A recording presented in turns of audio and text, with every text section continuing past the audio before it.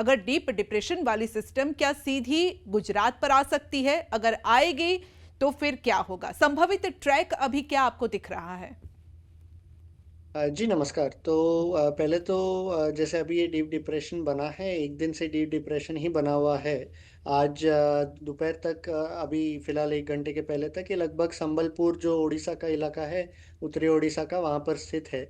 और अभी मेरे ख्याल से ये अगले 12-18 घंटों में फिर से कमज़ोर होकर एक डिप्रेशन के रूप में आ जाएगा। एक बार ये हुआ तो फिर ये धीरे धीरे अभी अगले 24 से 48 घंटे में पश्चिम की तरफ आगे बढ़ेगा। तो यानी छत्तीसगढ़ क्रॉस करेगा, फिर उसके बाद में दक्षिण पूर्वी मध्य प्रदेश में प्रवेश करेगा।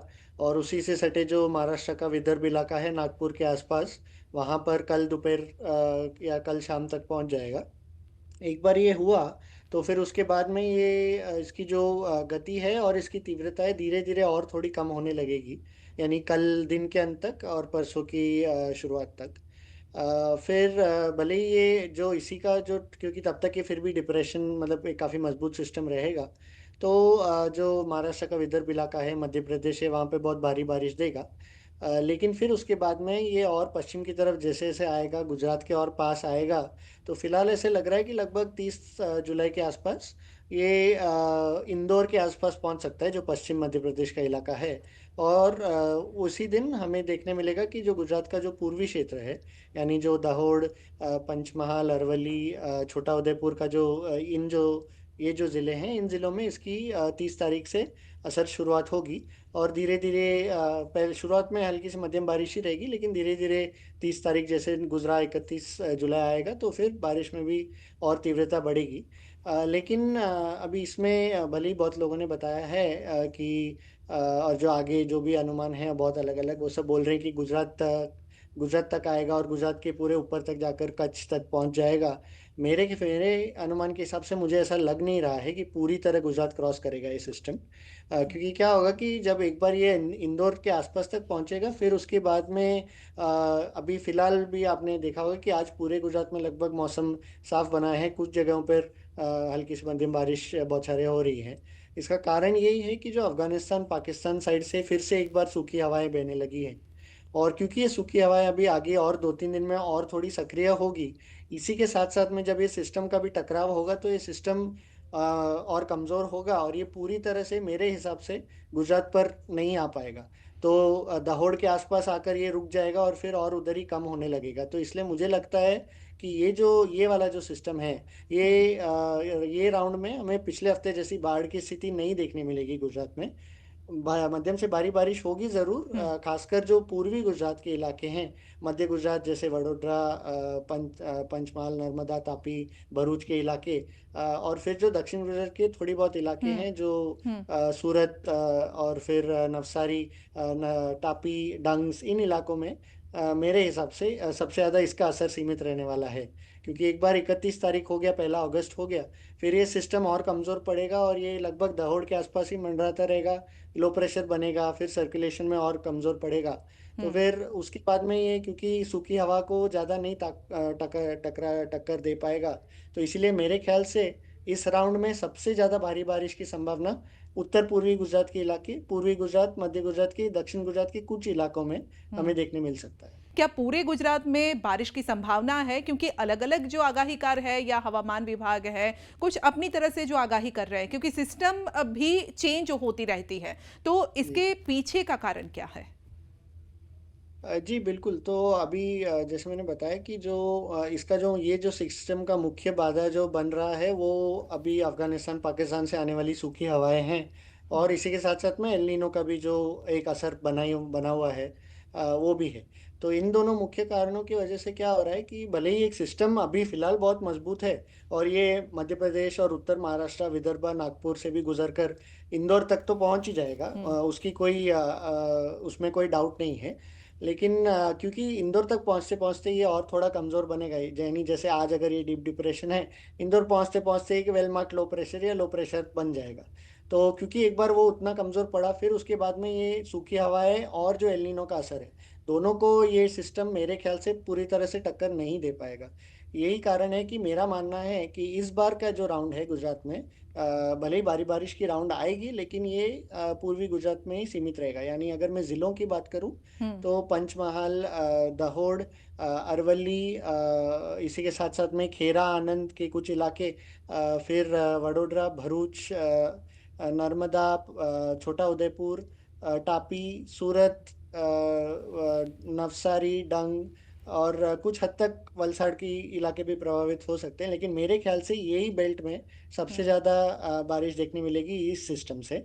हम्म। और इसकी अगर मैं बात करूं तो फिर 30 तारीख को हम देखेंगे कि हल्की से मध्यम बारिश की शुरुआत होगी, 30 तारीख दोपहर बाद से।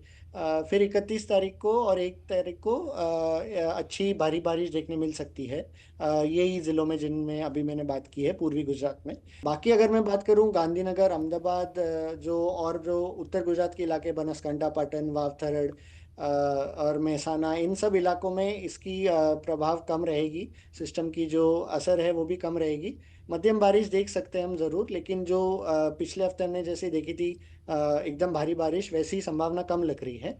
इसी के हम्म। साथ साथ में जो खासकर सौराष्ट्र और जो कच्छ के इलाके हैं, पश्चिम सौराष्ट्र, कच्छ, जहाँ पे अभी तक जुलाई 2 महीना हो चुका है मानसून का, लेकिन अभी तक इन इन इलाकों में अच्छी बारिश नहीं है और इनमें अब भी बहुत कमी बनी हुई है बारिश की। हम्म। तो इनमें दुर्भाग्यवश अभी लग नहीं रहा है कि कोई अच्छी बारिश की राउंड आएगी ये सिस्टम से। फिर से एक बार छुटपुट हमें हल्की से मध्यम शावर्स की अनुमति रख सकते हैं इन इलाकों में, लेकिन उससे ज़्यादा कोई बाढ़ वाली स्थिति या कोई अति भारी बारिश की स्थिति पश्चिम सौराष्ट्र और कच्छ में ये सिस्टम से मुझे नहीं लग रहा है आएगा कुछ। नहीं, यानी किसान तो फिर इससे, यानी किसान जो द्वारका के किसान हैं, पोरबंदर के हैं, जी। जामनगर के हैं, कच्छ के किसान हैं, उनके लिए बारिश इतनी अच्छी नहीं मानी जाएगी, क्योंकि अच्छी वाली बारिश का वो लोग इंतजार भी कर रहे हैं कि फसल भी यहाँ पर सूख रही है, सूखा पड़ने की उनको चिंता भी है। तो ऐसी बारिश नहीं होगी जिस तरह से आप बता रहे हैं। जी, अभी मुझे ऐसा लग रहा है कि दुर्भाग्यवश मेरे पास अभी कोई एकदम अच्छी खबर नहीं है कच्छ और पश्चिम सौराष्ट्र के किसानों के लिए, लेकिन थोड़ी बहुत बारिश ज़रूर मिल सकती है इस सिस्टम से। लेकिन हम्म। फिर भी ये, क्योंकि इतना अभी 2 महीना हो चुका है और अब भी यहाँ पर बहुत कमी बनी है बारिश की, तो इसलिए अभी जैसे जैसे मानसून की जो आगे के महीने हैं या आगे जाता जाएगा, ये जो कमती है, जो डेफिशिएंसी है बारिश की, वो और बढ़ती जाएगी। तो इसलिए इसको और कवर होने के लिए और मुश्किल होता जाएगा। तो इसीलिए जैसे हमने पिछले पिछले हफ्ते देखा था वलसाड में, अंबरगांव में, दो सीजन का 60% बारिश 2 दिन में गिर गया।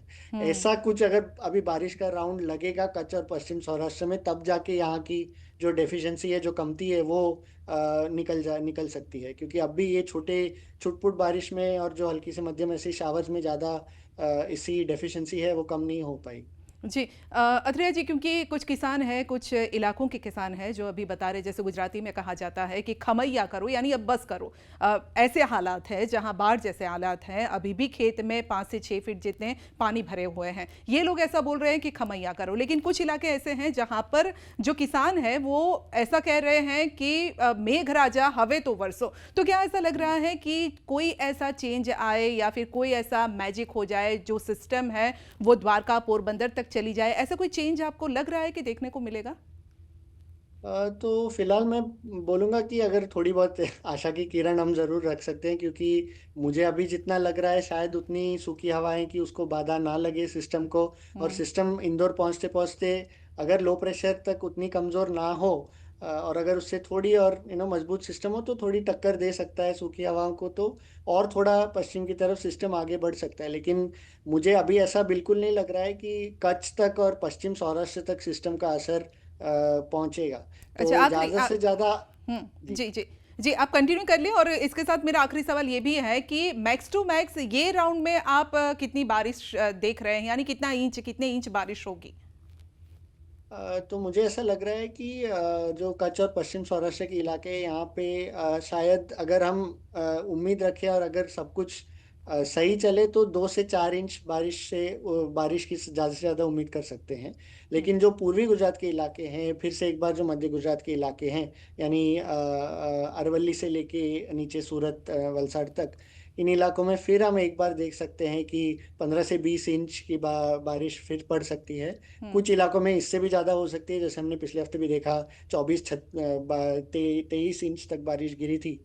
तो एक दो इलाके ज़रूर ऐसे हो सकते हैं, लेकिन क्योंकि इन इलाकों में ऑलरेडी हमने देखा है कि पिछले हफ्ते इतनी ज़्यादा बारिश हुई है, अभी तक पानी जो बाढ़ की है वो निकली नहीं है, और अभी फिर एक बार एक और राउंड आएगी तो इन इलाकों में और ज़्यादा जो वाटर परिस्थिति लॉगिंग हो और ज़्यादा जाएगा। खराब हो यानी डेट सकती है डेट जी। कौन सी है अथरिया जी? 30 से 3 तक या 2 तक, कौन सी डेट के बीच में? मेरे ख्याल से 30 जुलाई से लेके 1 अगस्त के बीच में सबसे ज़्यादा बारिश रहेगी, फिर उसके बाद में 2 अगस्त से कम हो जाएगी बारिश। जी।